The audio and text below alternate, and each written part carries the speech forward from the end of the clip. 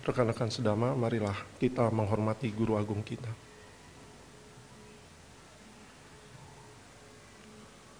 Namo tassa bhagavato arahato samma sambuddhassa.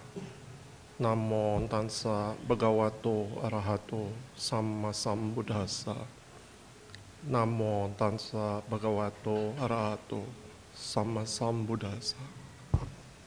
Namo Buddhaya. Ini umatnya kebetulan laki semua. Ini kalau kita bikin grup band nih, boy band semua. Hah? Nggak ada. Ada, cuman kita nggak kelihatan kali ya. Banyak. Oh, di jalan. Kemarin ada rekan dari Solo mampir, saya bilang hari Minggu, dia tanya ya hari Minggu gimana keadaan? Wah rame, tapi di luar. Di dalam sepi. Jangan-jangan kita harus ibadahnya mulai ke depan kali ya. Baik, Bapak, rekan, saudara sedama. Ini puja bakti awal tahun 2024 ya, perdana ya. Buka ini nih, buka jalan. Nah, topiknya biasa kalau awal tahun itu, akhir tahun resolusi untuk dijalankan apa? Resolusi itu kayak tekad-tekad atau impian-impian atau janji-janji mau apa gitu ya di awal tahun gitu. Lepas apapun janjinya, saya pikir kalau tiap buat janji itu harus atau tekad itu harus dijalankan. Saya ditanya kemarin, untungnya tidak ada pertanyaan, cuman saya menanyakan diri saya sendiri. Biasa di akhir tahun itu kita habis meditasi, Bulani bilang, ayo tekadnya apa? Nah, kebetulan kemarin nggak ada. Jadi bertanya pada diri sendiri, ada tekad nggak ya? Saya belum buat tekad apapun. Secara umum bilang begini aja ke dalam diri, jalani tahun 2024 lebih baik lah. Nah, untungnya nih kayaknya belum bikin tekad, karena ternyata bertekad tuh bagus, tapi kalau menaruh target-target untuk pencapaian yang hubungannya dengan rutinitas kita sebagai umat awam, saya katakan untuk target-target pencapaian kerja, yang kerja umpamanya, yang marketing mau naik target penjualan 2024, atau yang karir saya mau jadi ini, itu justru saya untung kita nggak pasang target kayak gitu, karena itu ternyata menurut teori psikologi yang saya kemarin share sama Bulani sedang baca buku, salah satunya penulis keduanya itu Oprah Winfrey, salah satu pembawa acara terkenal di Amerika yang sekaligus juga dijadikan bahan-bahan dialog dia dengan tokoh-tokoh itu jadi bahan research. Nah, dia dengan penulis pertama itu meresearch kehidupan kita itu kenapa sih makin hari makin kesini tuh banyak orang yang stres. Jadi bukunya itu tentang kehidupan kita yang makin menjalaninya dengan penuh ketegangan. Makanya dia bahas banyak tentang stres. Nah, di awal tahun ini kami juga mengundang narasumber yang bahas tentang persoalan-persoalan anak hari ini, supaya kita tuh siap-siap nih, guru-guru nih, anak-anak yang hadir ke sekolah itu makin beragam kondisi belajarnya. Ada yang sangat siap, ada yang penuh hambatan. Nah, kita ngundang 2 narasumber. Salah satunya yang hari pertama kita undang tuh dari Rumah Sakit Jiwa Wedi ini. Cukup mengejutkan, ternyata di kalangan anak nih, hati-hati Tio ya, harus siap mentalnya. Mantap.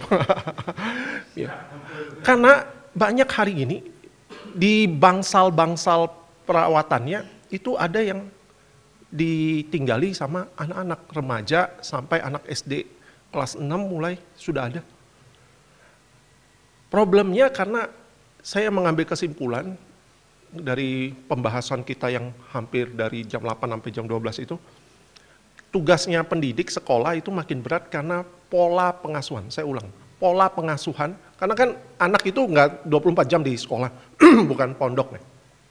Kasusnya kalau beda, kalau pondok, pasti masalahnya di pondok ya. Tapi karena ini kita anak pulang datang. Nah, tantangan terberat dengan pola sekolah yang seperti itu adalah pengasuhannya di rumah beda, sehingga anaknya hadir ke sekolah dengan bawa persoalan tadi. Ada yang sangat siap, Pio mungkin termasuk yang siap. Ada yang penuh hambatan. Nah, pengasuhannya yang seperti apa? Pengasuhannya secara umum, secara teori dia bilang nggak seimbang 3.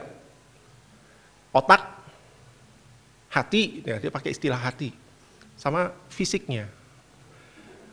Hari ini banyak pengasuhan yang fisiknya kurang diperhatikan.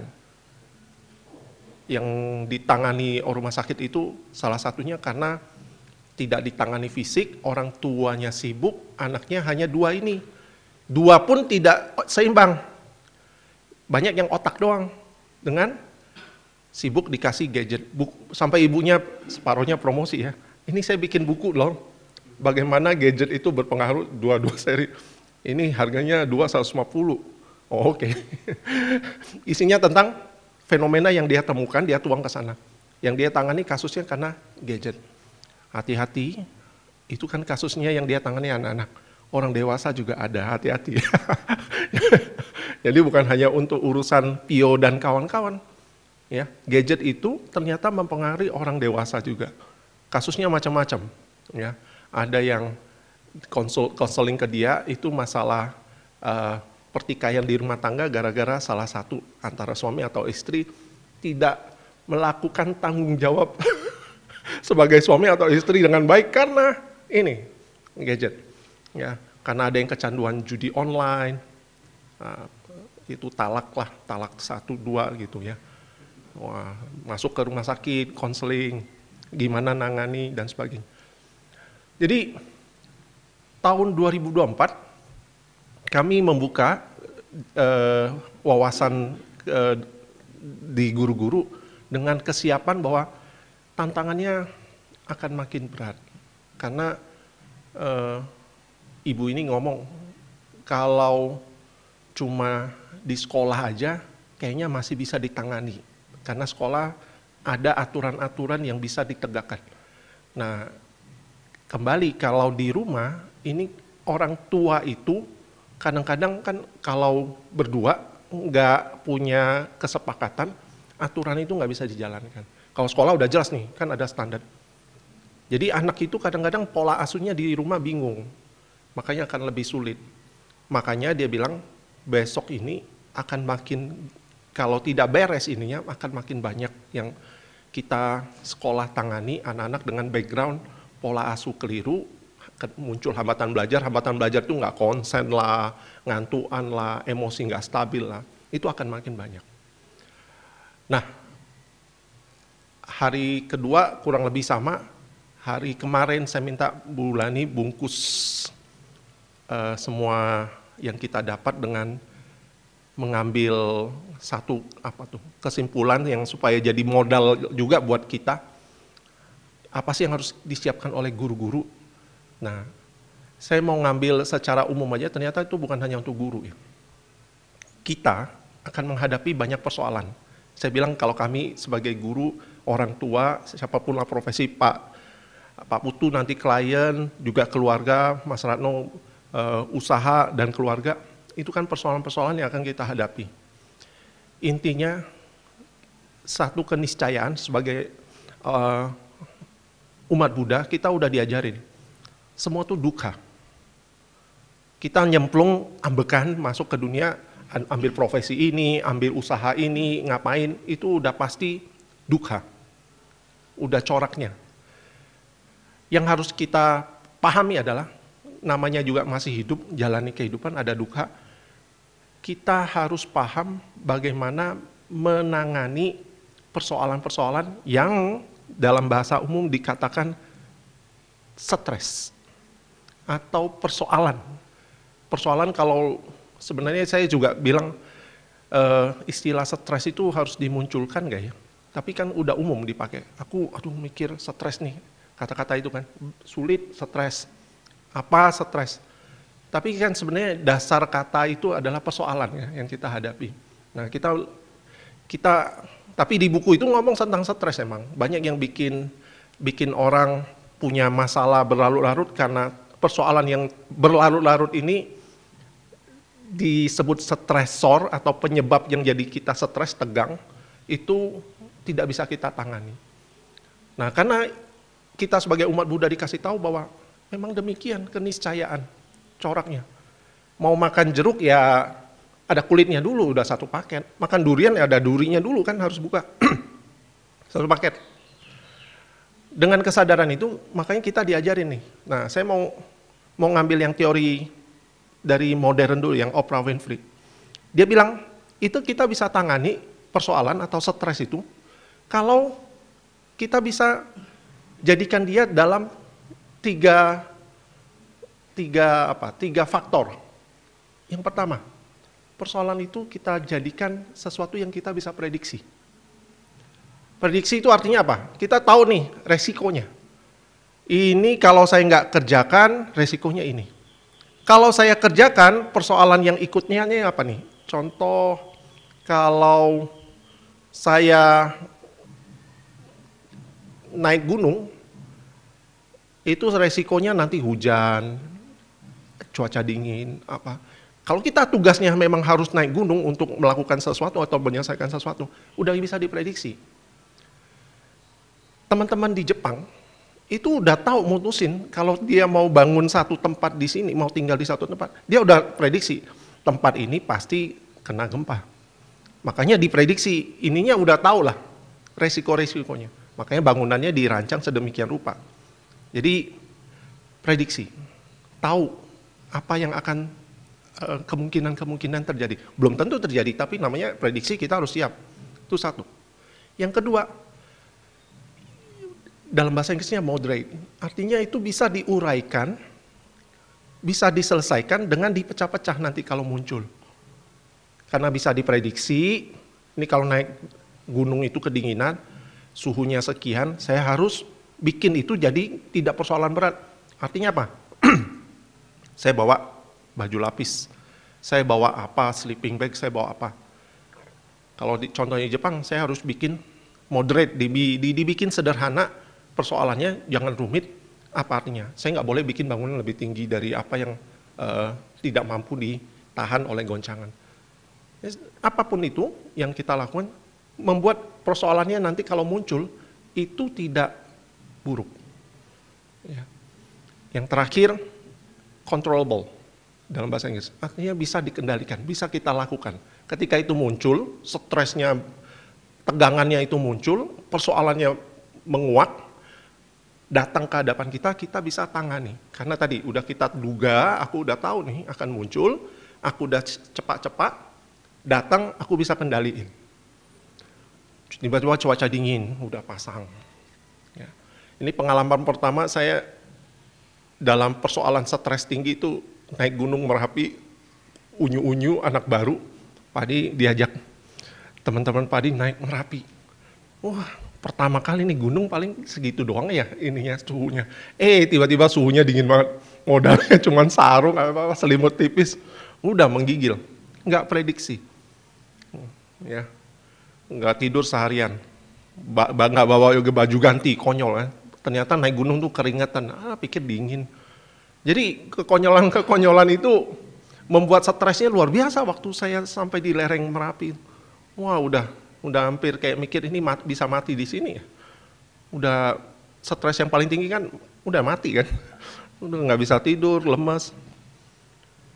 Tapi ketika pengalaman itu, lolos nih, naik gunung kemana lagi, kita habis itu ya, ke Merbabu atau Sindoro, udah tahu nih, bawanya ini. Sehingga ketika itu muncul cuaca dingin, controllable, bisa dikendalikan. Sudah diprediksi, diuraikan persiapan-persiapannya, waktu dia muncul, bisa diatasi. Turun suhunya, wah udah pakai sarung tangan, ganti baju dulu, udah berkurang. Jadi, kalau di sebelah saya ada yang kayak saya dulu, dia artinya dalam keadaan yang stres tinggi. Tapi cuacanya problemnya sama. Kita mah anteng-anteng aja dalam tenda, karena udah persiapan. Nah, itu kalau kita lihat polanya untuk menghadapi stres dengan baik, kita akan jadi orang yang terakhir nanti muncul yang namanya toleran. Toleran terhadap stres. Jadi apapun yang mau datang, kita udah punya toleransi untuk menghadapinya.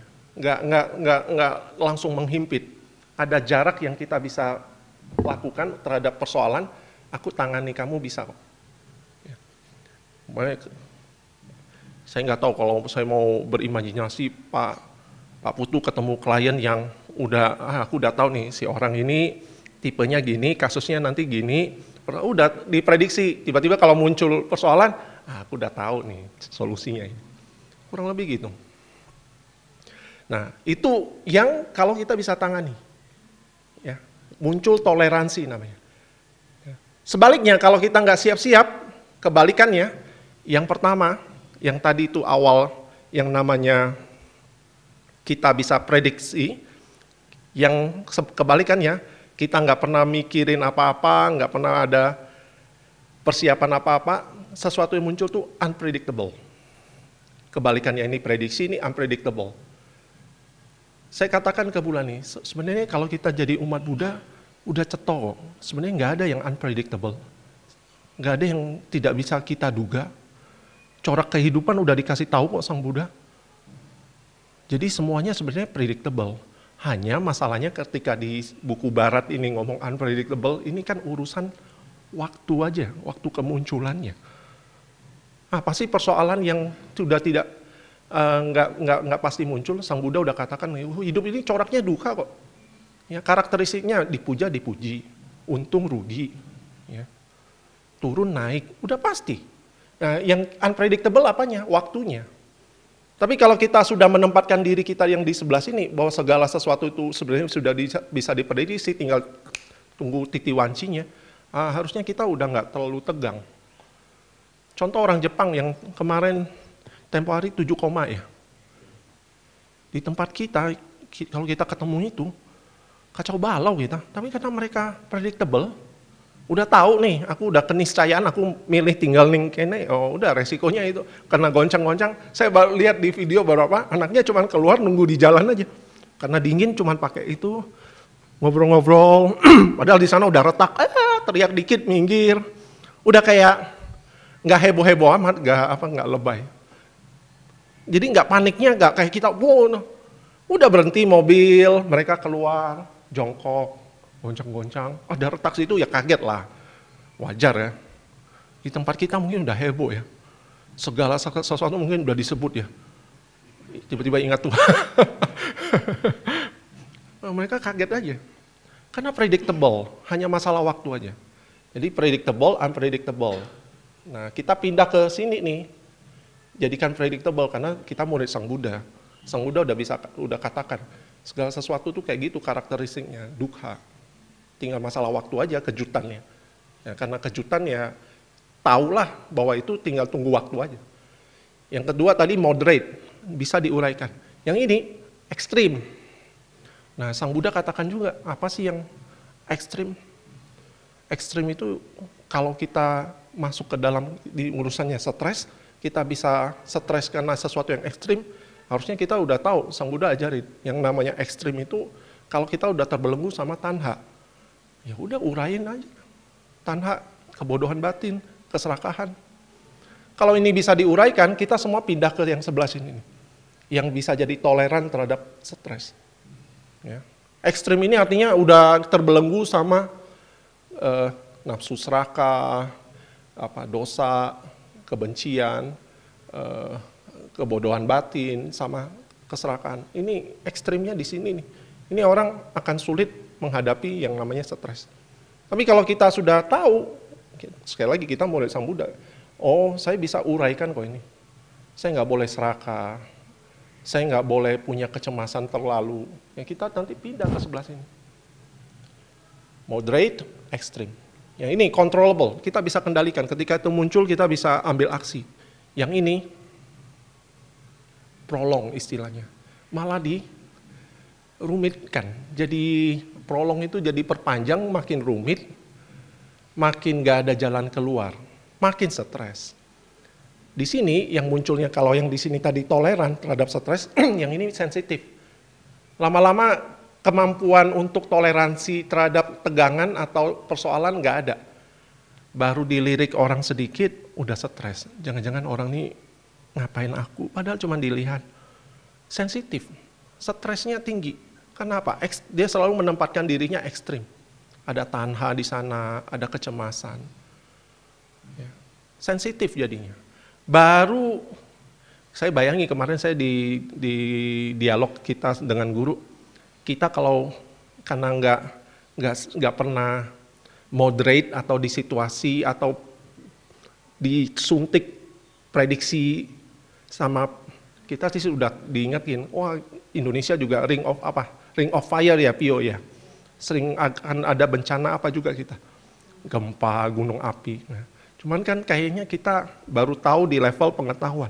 Kalau Jepang kan sering simulasi. Waktu kita pelatihan sama BPPD ada satu pelatihnya itu udah sering ke tempat-tempat bencana di luar sana. Dia bilang sana rutin. Kita tiap Senin tugasnya apa? Senin? Kita. Senin kita upacara di sana simulasi. Simulasi tiap Senin katanya. Akhirnya apa? Saya bayangi, kita nih Pio, kita kalau kemarin ke Jepang jalan-jalan, kita udah pucat nih keluar ya. Teman-temannya sana biasa aja nih. Gonjangnya udah carut marut kayaknya goyangnya. Nah, mereka mungkin wah biasa aja. Kita tegang. Mereka mungkin tegang tapi toleran. Nggak setegang kita. Nah, di buku itu mau mengatakan, ayo kita semua pindah dari yang unpredictable menjadi predicted, bisa diprediksi. Yang ekstrim, kalau secara spiritual ini karena kita punya tanha, punya moha, punya dosa, punya loba, pindah ke sini, moderate. Bisa kita uraikan, kita tahu sebab-sebabnya, kita tahu apa yang harus disiapkan. Yang sini prolong, memperlama, jadi sensitif, kita pindah ke sini. Jadi sesuatu yang kita bisa kendalikan, controllable, jadi toleran, mampu menghadapi. Ya. Nah, saya pikir buku ini menarik ketika dihubungkan secara spiritual. Di Dukkha Sutta, itu Bante Ananda atau Sariputta itu ya, didatangi oleh seseorang yang nanya, kehidupan ini dukkha, stres. Dalam bahasa Inggris ya, diterjemahin penuh dengan stres. Menurut kamu stres itu ada berapa? Bante Ananda atau Sariputta tuh ngomong ada 3 kalau saya lihat. Yang pertama stres karena pain, tegang atau persoalan karena sakit fisik. Coba kalau kita pikir-pikir iya sih. Ya, ini fisik kita pain itu bisa fisik lah, bisa pikiran, sakit mental atau apa. Itu sebab bisa menyebabkan kita munculnya stres. Satu, karena dari sakit. Yang kedua, karena sangkara. Apa yang kita lakukan sendiri. Jadi stres karena secara gampang saya terjemahin, kita stres karena fisik, sakit, itu kayaknya kita nggak ada yang mau bikin kan. Tiba-tiba sakit muncul kan, paket lah. Ada body, ada fisik ya, pasti ada sakit sini, sakit situ. Yang kedua ini fabrikasi atau sangkara, ini kita buat sendiri. Stres yang kita buat sendiri. Siapa yang ngemohin sakit, kan kita nggak bisa, tapi tiba-tiba muncul. Tapi yang kedua ini, kalau menurut Bante, saya lupa nih, Sariputta atau mana, ngomong karena ini kita bikin sendiri, sangkara. Dari apa? Dari pikiran, ucapan, perbuatan, muncul sangkara atau buahnya lah. Kita bisa stres gara-gara pola tingkah kita sendiri. Dari mana pikiran, ucapan, fisik. Ya, itu penyebabnya kita bisa stres. Yang ketiga, stres karena perubahan atau anicca.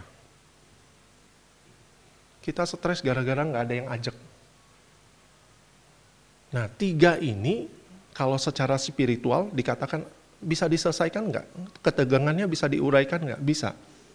Jawabannya Bante, saya sebut Bante aja, 1 yang bisa menyelesaikan 3 persoalan ini, yaitu jalan utama berluas 8. Kalau kita lihat, benar juga ya. kalau kita punya pandangan benar, pikiran benar, sampai nanti samadhi yang benar, persoalan-persoalan tentang sakit, kan dengan kesadaran, dengan pikiran benar kita bisa terima, nggak bisa kita hindari. Sangkara yang kita buat sendiri, kan intinya jalan utama Bros 8 itu sila samadhi panya. Kalau kita beres itu artinya pola tingkah kita yang penyebab stres kedua dari pikiran ucapan harusnya bisa tereliminasi atau paling nggak jadi macam-macam lah.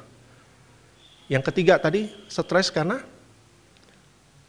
perubahan kita bisa paham karena kita tadi punya pemahaman ya sila samadhi panya. Saya bilang masuk akal. Modalnya untuk ngatasi ini kembali praktek sila samadhi panya. Nah sama tadi, kalau saya hubungkan dengan yang modern tadi, ini kan kita pindahin dari kita predictable, kalau predictable itu artinya tahu, kok mirip ya sama dengan pandangan benar, pikiran benar. Ya. Kemudian jadikan moderat, diuraikan. Ya, punya modal dulu untuk bisa menghadapinya nanti di tahap ketiga yang namanya controllable atau bisa dihadapi. Kok mirip ya dengan ini ya, jalan utama Bros 8. Kita punya dulu kebijaksanaan, kita punya kemampuan untuk sila, itu kan bisa kita terjemahkan sikap ya, perilaku. Jadi saya bilang ini sinkron nih, buku ini yang ditulis sama Oprah Winfrey, sama dengan apa yang secara spiritual kita pelajari di Dhamma. Nah, kembali ke kita, 2024 ini panjang nih, kalau kita pakai patokan waktu.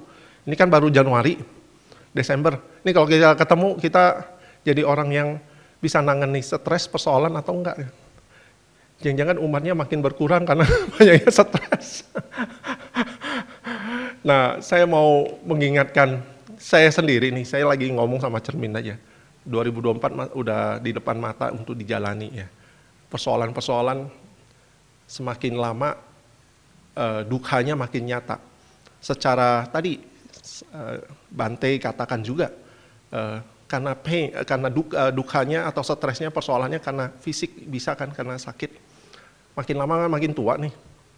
Ya. Artinya kita siap-siap 2024 makin senang-senang, udah siap lah. Diuraikan. Ya, toleran.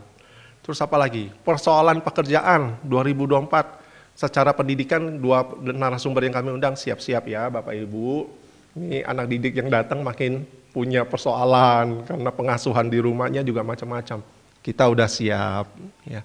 Dipasanglah, pindahin ke sini, udah diprediksi nih. Kan udah diomongin. Nah, siap-siap dulu nih, dibikin moderat ya supaya controllable. Bisnis mungkin persaingan makin berat. Ya udah diprediksi aja. Ya. Jadi mari kita bersama-sama pindah dari yang kanan ini yang unpredictable, ekstrim, prolong atau jadi sensitif, kita pindah ya ke bagian yang stres itu bisa kita tangani dengan kita tahu prediksi, kita bisa uraikan persoalannya, kita bisa tangani. Ya. Nah harapannya 2024 yang masih panjang ini, kita ketemu lagi besok kalau pas giliran saya di akhir tahun, Bapak Ibu kita selamat, kita bisa urip masih. Pio tahun depan udah kelas berapa? 6, saya kelas 6 dengan tanpa stres gitu ya. Kita menyelesaikan pekerjaan kita, hidup kita tanpa tegangan-tegangan kehidupan yang mengganggu. Ya. Kita masih bisa senyum-senyum, walaupun persoalan datang tetap ada, tapi kita masih bisa jalani lah. Ya. Harapannya itu, mari sama-sama gunakan modal kewaspadaan kita, pemahaman benar kita bahwa segala sesuatu itu memang demikian adanya ya. Stres muncul karena sakit, ya, karena sangkara yang kita bikin sendiri, makanya jangan banyak pola tingkah macam-macam, karena perubahan. Ya. Pindahkan itu supaya kita bisa prediksi, bisa kita uraikan, bisa kita kendalikan. Dengan demikian kita bisa hadapi 2024 dengan baik. Ya. Plus persoalan-persoalan itu Kalau menurut buku ini, kita butuhkan. Sang Buddha katakan juga, kita butuh duka untuk bisa melihatnya sehingga bisa terbebas. Dan saat terbebas itulah yang dikatakan pencerahan. Maka kita butuh itu untuk menjadi tercerah. Semoga ini jadi bekal buat kita menghadapi tahun 2024 yang masih panjang. Semoga kita diberi kesehatan, kita saling menjaga diri untuk tetap sehat, tetap menjaga kesadaran, kewaspadaan, dan senantiasa mengembangkan diri dalam kebijaksanaan. Semoga kita bisa menjadikan Dhamma sebagai pelindung kita. Sabe sata bhavantu sukitata. Semoga semua makhluk hidup berbahagia.